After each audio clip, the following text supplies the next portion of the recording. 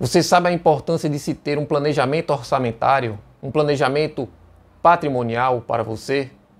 Meu nome é Miguel Oliveira do canal Investindo no Básico e neste vídeo eu vou te mostrar a importância de se ter esse planejamento. Desde já, caso goste do conteúdo, dá um like, se inscreve no canal, compartilha com amigos e vamos lá saber o que é isso.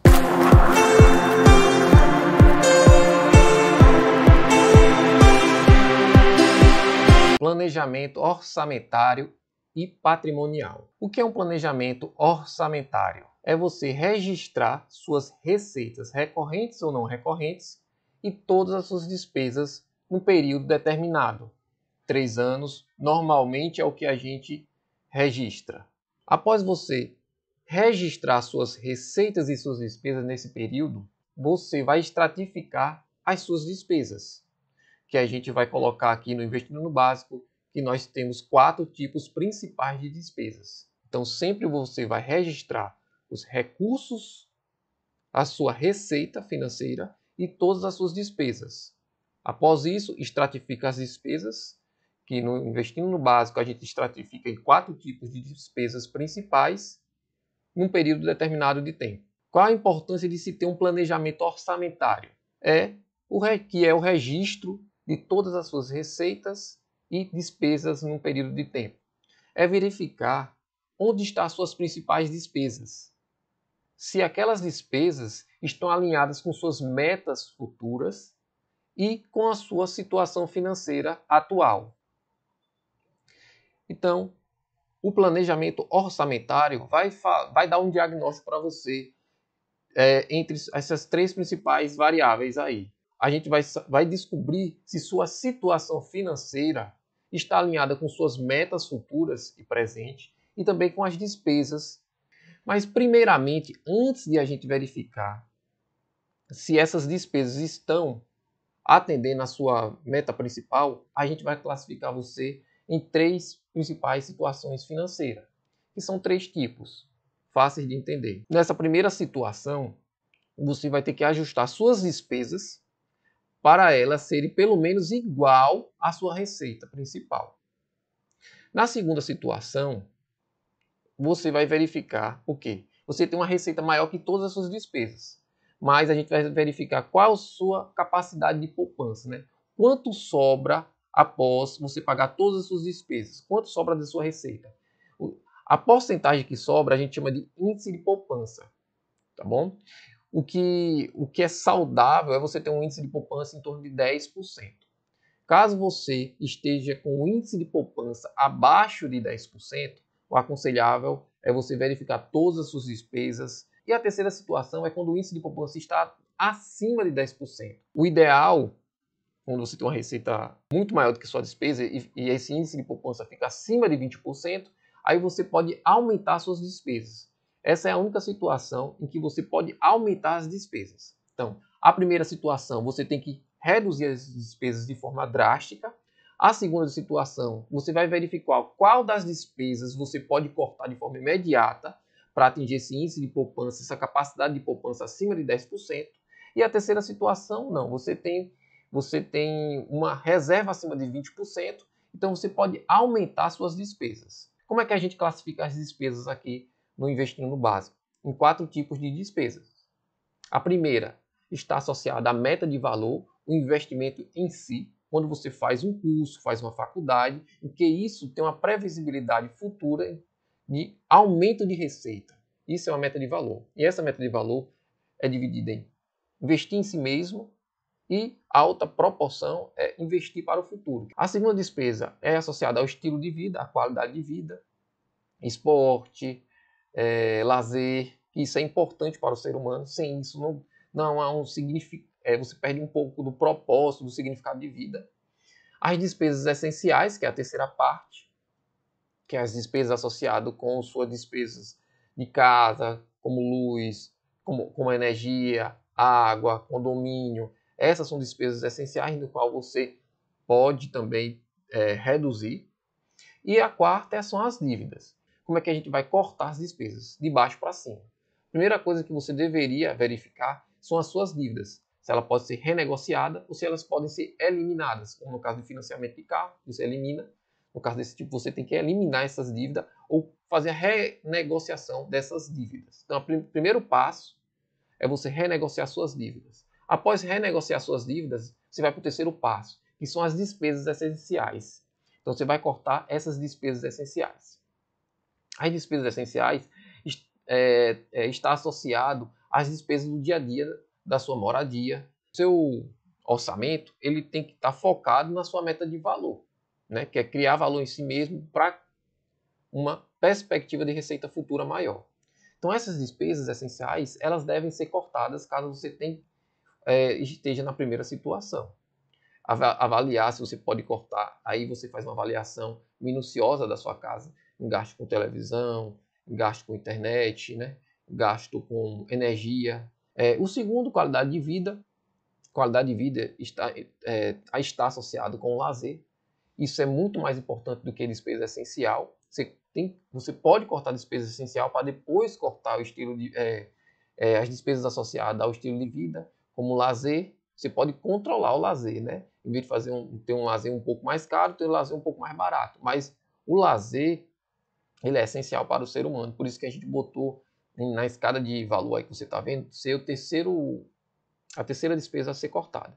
E a meta de valor seria a última, né? Caso você cortou já suas dívidas, as despesas essenciais, as despesas associadas com a qualidade de vida, estilo de vida, e mesmo assim a receita ainda continua menor que a despesa, aí você vai ter que reavaliar suas metas de valor, cortando primeiramente o investimento, né, o investimento futuro, e por último seria cortar o investimento em si, que seria a faculdade e os cursos que você esteja fazendo no momento presente. Como é que você faz isso primeiramente? Quando você faz lá o planejamento orçamentário, que é o registro de suas receitas e suas despesas, e verifica qual é a sua situação financeira, qual das três situações financeiras você se encontra, e depois você coloca lá suas metas de valor. Depois dessas etapas, você vai botar a proporção que você quer, o método alvo. Isso é uma coisa bastante pessoal. Então, você vai botar sua receita, vai estratificar sua receita nas despesas. Então, no caso aqui eu botei um exemplo meu. Então, metas de valor, eu coloco 15% da minha receita para metas de valor, 5% da minha receita para qualidade de vida e estilo de vida, 60% das minhas despesas, da minha receita vai para despesas essenciais e 20% para as dívidas. Essa proporção é uma proporção muito pessoal.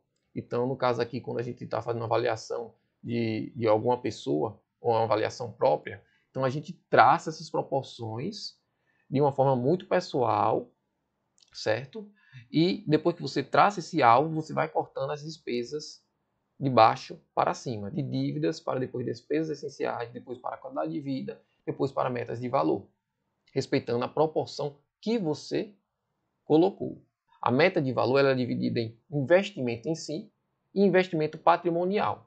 Eu botei um alvo de 70% investimento em mim e 30% para investimento patrimonial, né? Para investimento futuro, para investir em renda fixa, como a gente vai ver, renda variável. Então, você também tem que botar esse alvo e respeitar esse alvo. Isso é seu planejamento orçamentário.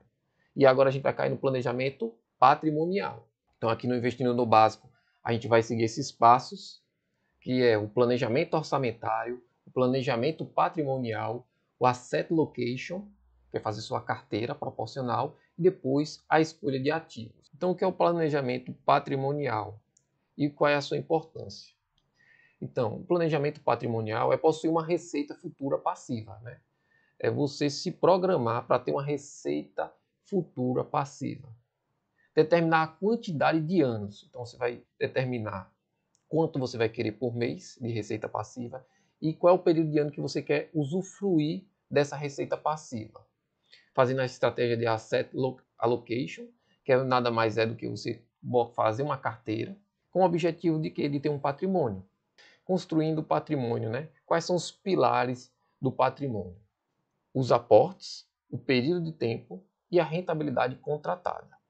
Por isso que é importante você fazer o asset allocation, que a gente faz aqui para você, no Investindo no Básico. Então, construindo patrimônio. Então, você vai fazer um planejamento de qual aporte mensal você considera importante, você consegue colocar, né?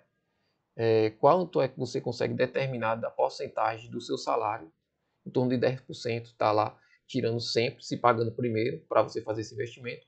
Eu botei aqui um aporte só para a gente fazer uma previsibilidade patrimonial futura. Então, botei primeira coisa, o aporte mensal, R$ 1.000, o período de tempo, como a gente colocou anteriormente, 20 anos, a rentabilidade contratada de 10% ao ano, média, e retirando a inflação, que a média eu botei 3,75%, mas no Brasil a média é em torno de 5%. Eu coloquei 3,75%, porque, porque esta é a meta do Banco Central, né? Então vamos lá. Aporte de R$ 1.000, período de 20 anos, com rentabilidade de 10%, tirando toda a inflação, quanto é que a gente teria após 20 anos? Ou seja, se você tivesse 25 anos, após 20 anos, com 45 anos, quanto é que você conseguiria juntar de patrimônio? Então, seu patrimônio final seria R$ 600.000. A rentabilidade hoje, a taxa Selic ontem, né, 4 de maio, está em torno de 12,75%, né, a nova taxa Selic. E essa renda passiva mensal, né, a rentabilidade do seu patrimônio mensal seria em torno de R$ 6.375.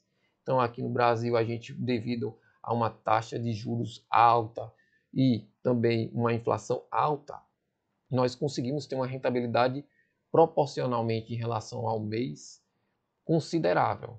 Então, conceitos importantes, né?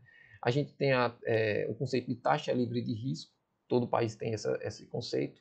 Aqui no Brasil, a taxa livre de risco está associada a esse título do Tesouro Direto, né, que conhecemos como Tesouro Selic, que está atrelado à taxa básica de juros, que o Banco Central, a cada 45 dias, ele atualiza essa taxa básica de juros.